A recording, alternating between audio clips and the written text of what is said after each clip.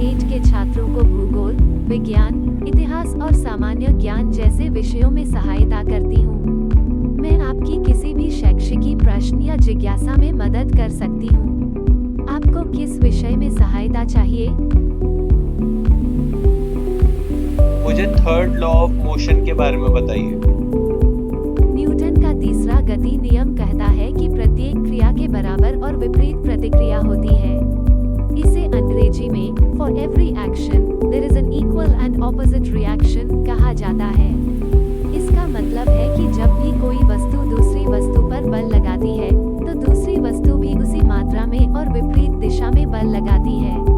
उदाहरण के लिए, जब आप जमीन पर चलते हैं, तो आपके पैर जमीन पर बल लगाते हैं और जमीन उसी बल को विपरीत दिशा में आपके पैरों पर लगाती है, जिससे आप आगे बढ़ते हैं।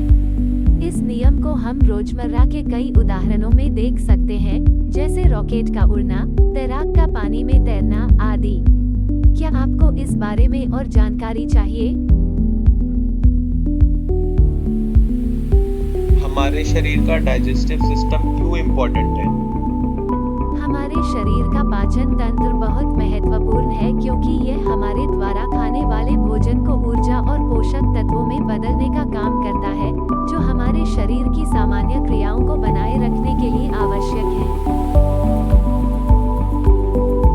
मुझे कॉन्स्टिट्यूशन के फंडामेंटल राइट्स के बारे में बताएं।